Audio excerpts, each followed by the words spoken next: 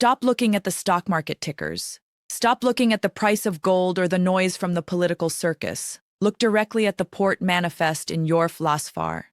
Look at the satellite data over Morocco from the last 5 hours. A single logistical artery that keeps half the world population alive has just been severed.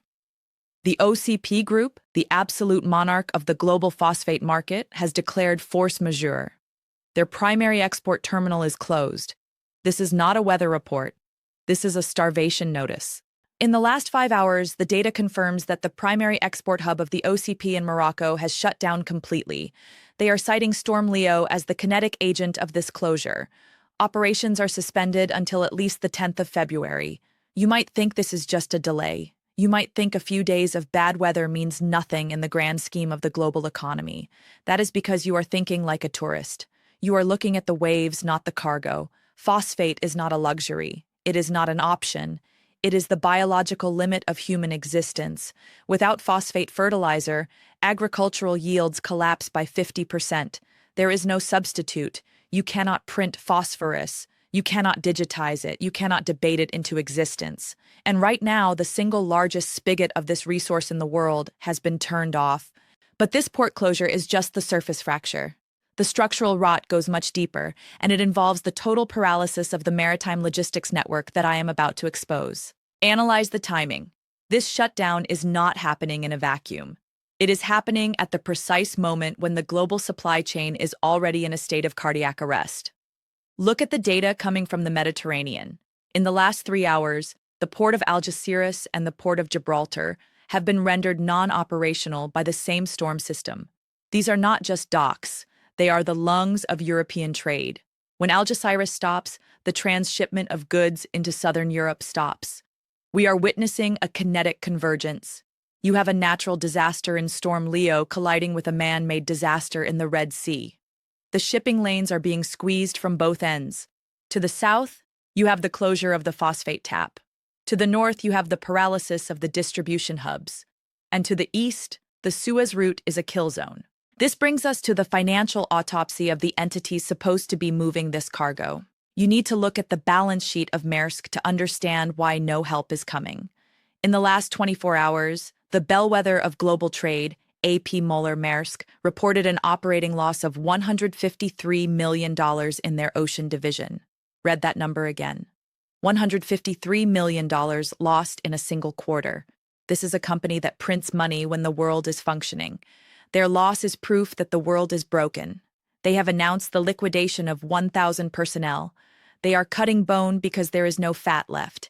And in a desperate attempt to stop the bleeding, they are rerouting ships back into the Red Sea, back into the line of fire, because the cost of sailing around Africa is bankrupting them.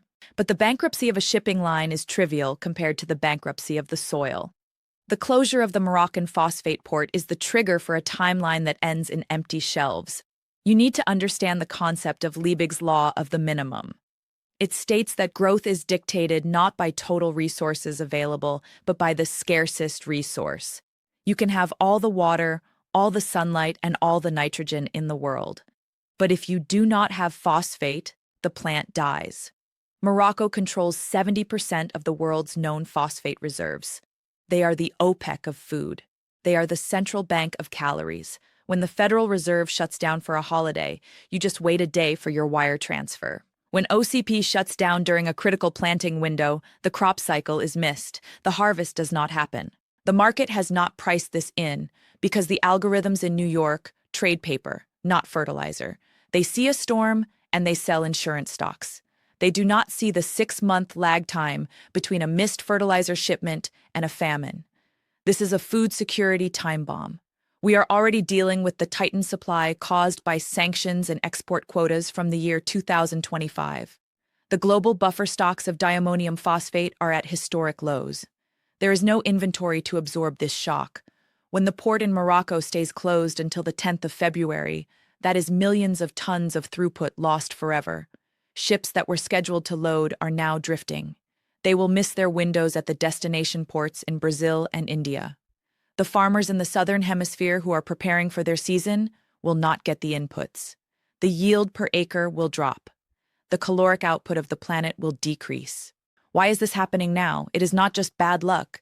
It is the fragility of a just-in-time system stretched to its breaking point. We have built a civilization that assumes the seas are always calm and the borders are always open. That assumption is now dead. The data from the last 12 hours shows that the Straits of Gibraltar are effectively closed by weather, while the Bab el-Mandeb Strait is effectively closed by missiles.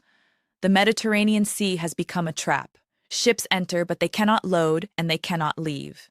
The velocity of trade has hit zero. And do not think for a second that this is a localized African or European problem. The shockwave travels instantly through the price of futures, but it travels slowly and lethally to your dinner table. The cost of food in the year 2026 will be determined by what is happening at that dock in Jorf Lasfar right now. When fertilizer prices spike because of this supply squeeze, farmers have two choices.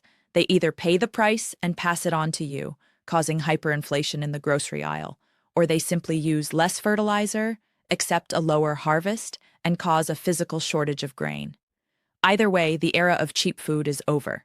The physics of the supply chain have dictated it. But the phosphate crisis is just the first domino. The paralysis of the heavy transport sector is the second. You must look at the Maersk announcement again. They are not just losing money, they are admitting defeat. By forcing ships back through the Suez Canal to save money, despite the threats from the Houthi forces which have promised attacks in the very near future, Maersk is telling you that the long route is no longer viable. They are choosing between financial suicide and physical suicide. This desperation indicates that the maritime logistics model we have relied on for 50 years has collapsed. The cost of insurance, fuel, and time has exceeded the profit margin of moving the goods. When the ships stop moving because it is too expensive or too dangerous, the phosphate sits on the dock in Morocco, even if the storm clears. This is a systemic purge. The weak hands are being washed out of the market. The small farmers who cannot afford the spiked fertilizer prices will go bankrupt. The small trucking companies that cannot afford the new fuel surcharges will be liquidated. The small nations that rely on food imports will face instability. The system is contracting. It is shedding weight, and that weight is human sustenance. You need to stop viewing these events as headlines. They are variables in a survival equation. Variable A is the closure of the Moroccan port. Variable B is the Maersk financial collapse. Variable C is the kinetic threat in the Red Sea. Variable D is the weather warfare of Storm Leo. When you sum them up, the result is a negative outcome for global calorie production. The phosphate market is the most critical bottleneck in human history, and it is currently choked. The experts will tell you it is temporary. They will say the storm will pass. They will say the port will reopen on the 10th. But they are ignoring the backlog. They are ignoring the friction. A port that closes for 5 days creates a congestion ripple that lasts for 5 months. In a year where supply is already tight, those 5 months are the difference between a surplus and a deficit. And in the food market, a deficit does not mean you pay more. It means you eat less. This is the architecture of a managed collapse. The resources are being constricted. The logistics are being sabotaged by a combination of nature and geopolitics. The capital is fleeing. You saw the data. $1 billion pulled out of Chinese gold ETFs in a single day. Investors are liquidating hard assets to cover margin calls. Maersk is firing 1,000 people. The system is screaming for liquidity, but you cannot drink liquidity. You cannot eat a margin call. You need physical product. And the physical product is stuck behind a wall of wind and waves in Morocco. Now comes the audit. This is the part where you stop being an observer and start being a participant in your own survival. I want you to walk into your pantry. I want you to calculate exactly how many days of calories you have stored, not how much money you have in the bank. Money is a claim on future resources, but if the resources are not there, the claim is void.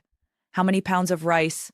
How many cans of protein? How many liters of water? If you are a farmer or a gardener, look at your fertilizer stock. Do you have the phosphorus you need for the next growing season sitting in your shed right now? Or are you relying on a shipment that is currently stuck in a port that is closed? If you are relying on the just-in-time delivery system, you are gambling with your life against a casino that has rigged the game. The port in Morocco is closed. The ships are losing money. The storm is raging. The supply chain is broken. Do not stay silent. Silence is consent to starvation. I want you to write the number of days of food you have in reserve in the comments below. If that number is 0, write 0. Admit that you are a statistic waiting to happen. Admit that you are vulnerable. The first step to surviving the collapse is admitting that the system will not save you. The phosphate is not coming. The ships are not coming. The only thing coming is the hunger gap. Write your number down. Prove to me that you understand the gravity of this data. The audit begins now.